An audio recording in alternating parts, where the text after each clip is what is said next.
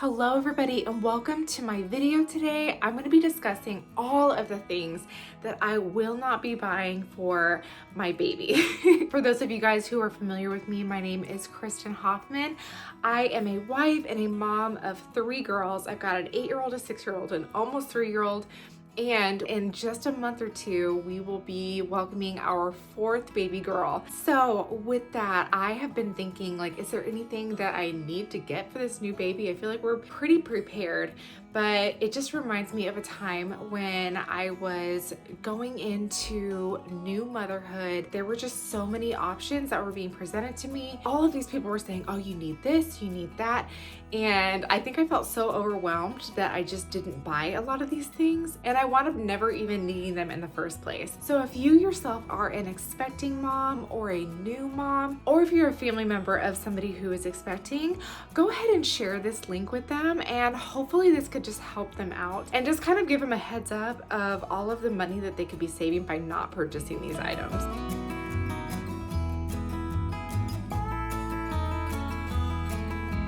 Okay, so many of you guys saw my other video that I made of 20 baby essentials. It's funny because whenever I start thinking about like what I need or don't need as a mother, I just think of like early Americans. Like if the early Americans didn't have this stuff for their children and they turned out okay, then I will probably be okay as well. But I will say that there are a few modern amenities that make life easier, and I will link my video here with all of those things that I really do consider essential in having a new baby. Okay, so let's go ahead and jump right in.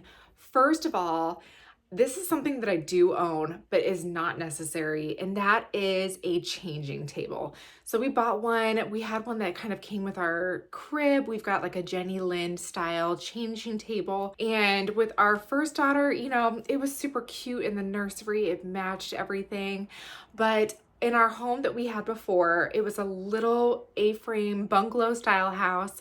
And to be honest with you, we mostly lived on the main level of our house, and it was just our 2 little bedrooms that were upstairs. I actually found myself rarely ever using the changing table. With our second daughter, oh my gosh, I don't think I ever used it because we had her crib in there as well as the toddler bed. And then with our third daughter, when we had all 3 of our girls in this tiny little bedroom, there's no way that I was bringing out that changing table. Well, as many of you guys know, about 2 years ago, we moved into our farmhouse, and now we have enough bedrooms for everybody. And so I did wind up bringing it out of storage. But I will say that our room that we have now is now like right attached to our living room.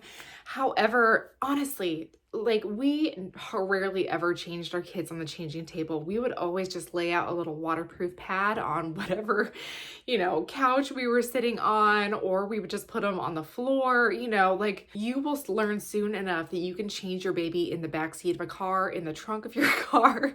You can really change a baby anywhere. Second, and I know a lot of people swear by these, is the Boppy nursing pillow. Listen, I don't know how y'all do it. This thing is, first of all, it's ugly as sin, giant. There's like no natural place to put it in your home. If you're not using it, where do you put it? What I always did, and I'll back up the camera a little bit to show you guys.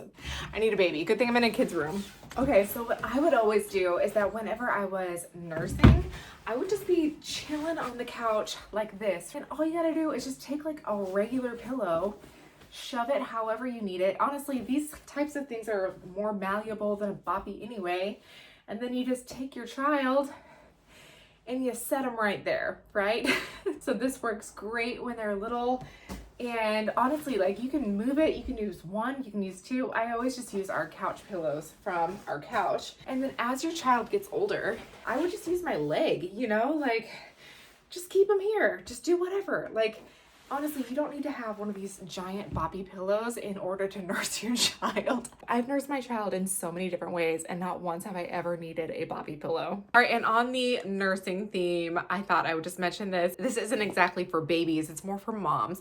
But I never wore nursing bras, not because I didn't think that they worked, but because they looked so unflattering on me. And basically, I feel like your body already is going through so much after having a baby and you're already self-conscious about so many things that are happening.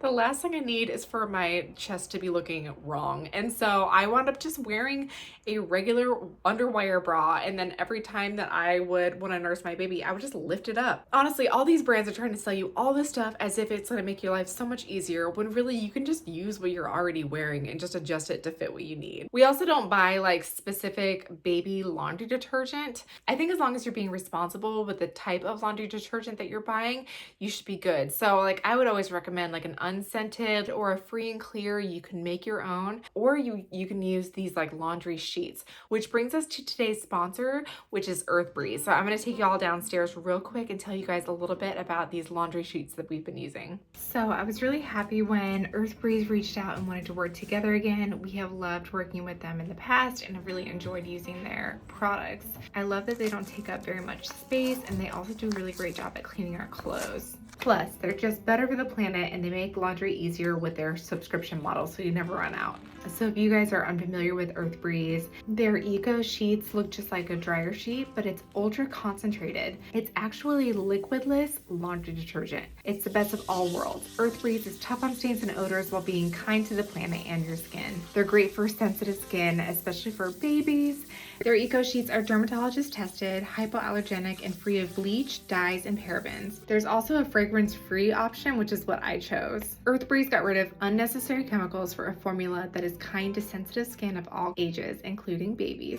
I think y'all should give it a try, and if you decide to go back to your old stuff for some reason, you can get a full refund on your Earth Breeze purchase with no questions asked. Go to earthbreeze.com/Kristen Hoffman to get started with 40% off. That's earthbreeze.com/Kristen Hoffman for 40% off of your subscription. Okay, and I'm probably gonna get a lot of hate for this, but baby baths. I bought a baby bath for our first daughter. We never used it. I donated it. And then by the time our second daughter rolled around, for some reason I thought I needed a baby bath again, bought another one, never used it, and donated it. For our third daughter, I just never bought one. But honestly, we have always just bathed our babies in the sink. We don't bathe them a lot either. Like, I just want to protect their microbiome, not strip all of their body of the oils that they need. If they get dirty, we just wipe them with wipes, and, you know, maybe once a week or so, I would just have my husband help me. He would just like hold our baby in the sink, and I'd just rinse them off and do the whole thing. As they got a little bit older, my husband and I, maybe I shouldn't even admit this, but we just started bathing with our babies. So we would just hop in the shower. I would either hand my husband or he would hand the baby to me, and we would just hold them and we would kind of scrub them like this as we were already in the shower with them. And then when we're done, we would just pass them back to our spouse. That's how we've always done baths. And until they were able to like fully sit up and sit in a bath, that just seemed to work a lot better for us. And then we didn't have this giant tub taking up our bathroom. We live in a really old farmhouse, and our bathrooms were basically made out of closets. There's nowhere to put even our own things, let alone a giant bathtub in our house. And so we just realized that we have not needed one. And on top of that, we don't buy a whole lot of baby lotions or soaps or fragrances. All of that stuff also strips your baby of their microbiome. And so we just buy like one unscented, all natural baby shampoo, and we just use it for everything. And as far as lotion, we've just been sticking to beef tallow lately. My friend makes some for us, and it doesn't smell like beef at all.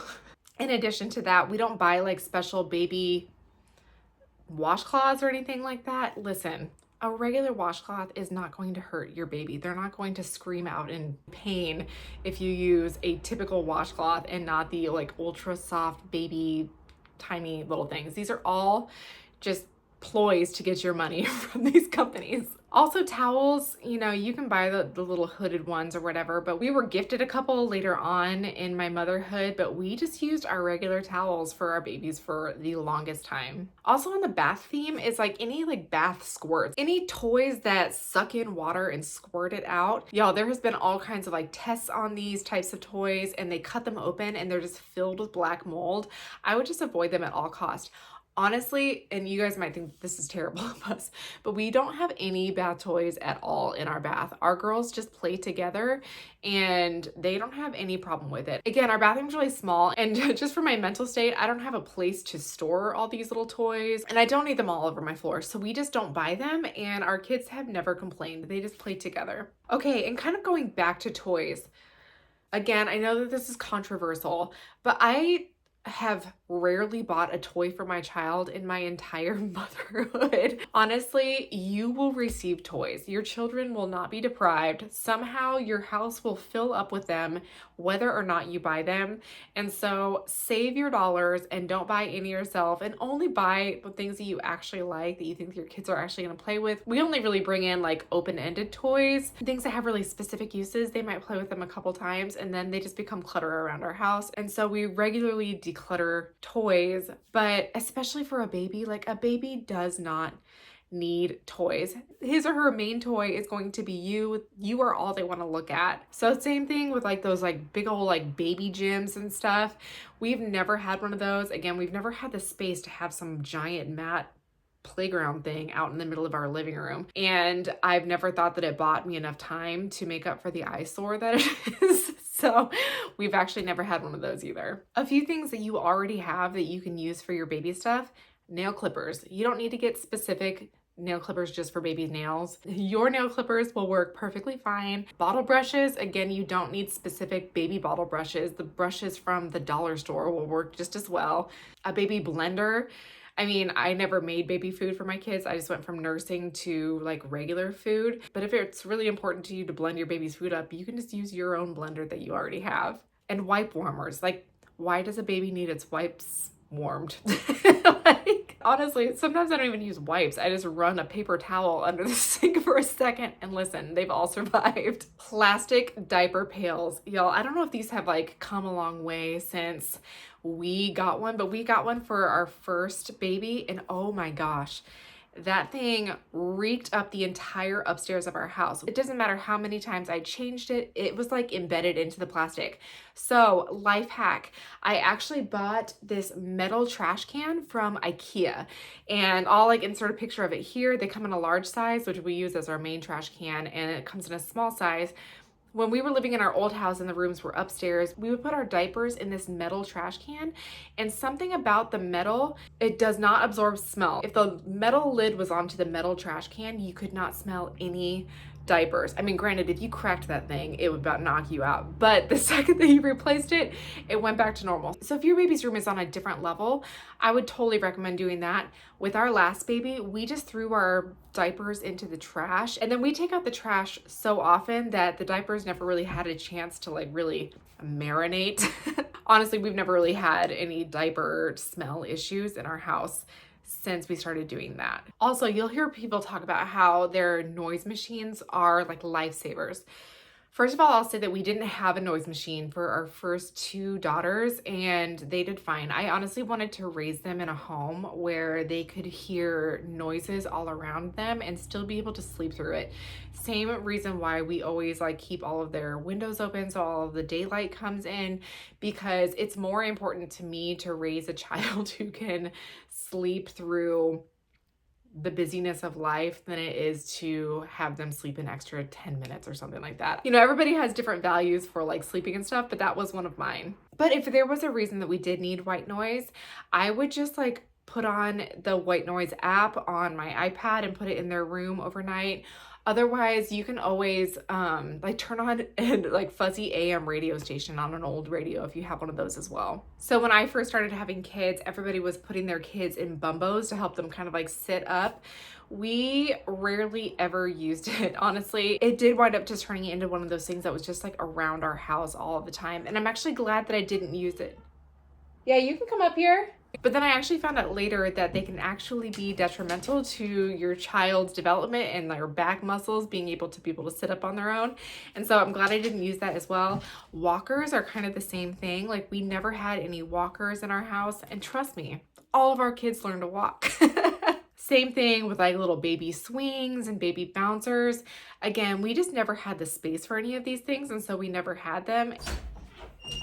Oh my goodness. Hey, you want to come join me? I have my Paw Patrol book in my room. You have your Paw Patrol book in your room? Yeah. Come here. You say hi? Hi. Hi. Everybody, this is Ivy. This is our third. She's eating an apple. A big apple. A big apple. And it has dirt in there. It does have dirt in there? Yeah.